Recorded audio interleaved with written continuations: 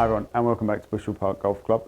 So today we are going to just talk about ways to effectively practice. So I get asked quite a lot often during lessons and how the best way to practice or make a change in the golf swing is. So we're going to go over two of the concepts now for you.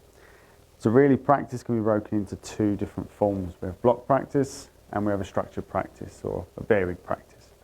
Block practice is the same thing over and over. It's a repeating section. So if we're trying to incorporate a different movement in a swing, or if we're trying to make a change to the golf swing, this is how we would work it. We'd be doing it with multiple shots with one club. You can change clubs through varied practice, but you'd be doing multiple shots with the same thought process, the same approach to each one. So for this example, I've got my 7-iron. I'm just going to be rehearsing my own golf swing, so you get myself set. And the whole point with this is I'm going to be looking at repeating the movement, doing it slow. I can do drills, I can do all sorts of things between each shot. So my practice would be get myself up,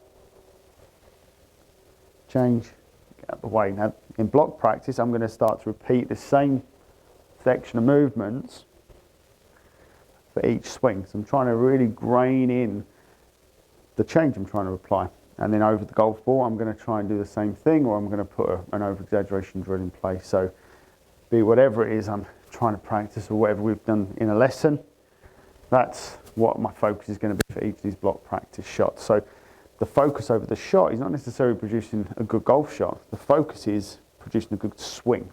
So incorporating that change into what I'm about to do. So I've done my rehearsals, I can take my time, get myself set, and then take myself through my swing. So for this, I'm going to be going slow motion. And I'm just going to pull the trigger. So, and the whole point here is I'm trying to produce a particular shot shape. For me, shot shape I want to try and feel is like it's starting down the left, cutting its way back. So each of these subsequent shots, that's exactly what I'm trying to do. So block practice is just a repeating of the same thing over and over again to try and incorporate that change. Now it's good to know that when you actually do block practice, it is going to make a difference to your golf swing, providing the quality of the practice is there. So we don't just want to drag and hit. So I've hit one ball, then I'm going to go through some practice drills. Whatever it is I'm rehearsing, I'm trying to really grain that in to each of these shots. But that's our block practice.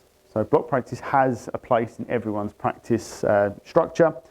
It shouldn't take up all of your practice time. We should have a combination between practice in block practice and varied practice. And depends on the time of year, but normally I would suggest sort of a 50-50 split if you're looking to just do it one way. If we're doing it during the winter, I'd probably make more of my time based on this block practice. And about 20%, so we've got an 80-20 rule, so 20% of the time will be on this varied practice. So that's block practice. So the next form of practice is varied practice. Now for varied practice, I'm going to be doing a different shot, different target every single time.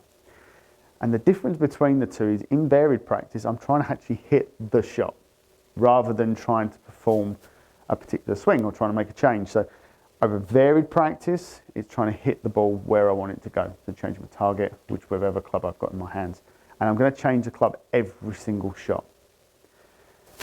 And one thing I'm not going to neglect is I'm still going to be doing practice swings in between each of these shots. So this practice swing I'm going to do is now going to resemble something more like I do on the golf course rather than what I would do in rehearsals. So the rehearsal swing would normally be up the back, up to top, and practicing my movement. If I was doing this for a golf course, that's too long a swing. So my practice swing for the golf course is a much shorter version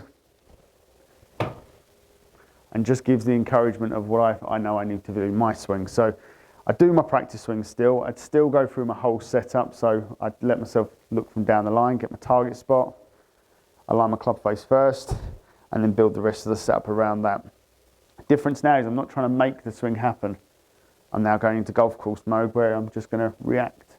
So look at target, look at the ball, and hit my golf shot. Now, it's a little bit on the thin side, yes, and really I'm looking at and analysing each of my shots as I'm hitting them, and then I can adjust my process going forward. But all I'm going to do from here is do a practice swing to try and rectify the problem, and then I'm going to change target and change club. So we're constantly changing clubs through this process for varied practice. So there's our two forms of practice. We have block and we have varied. Block is going to make those changes into the swing happen far quicker. varied practice is going to get it ready for a golf course. So they both have a valid place within any one practice routine. But thanks for watching as always. But for now, happy golfing, and we'll see you all really soon.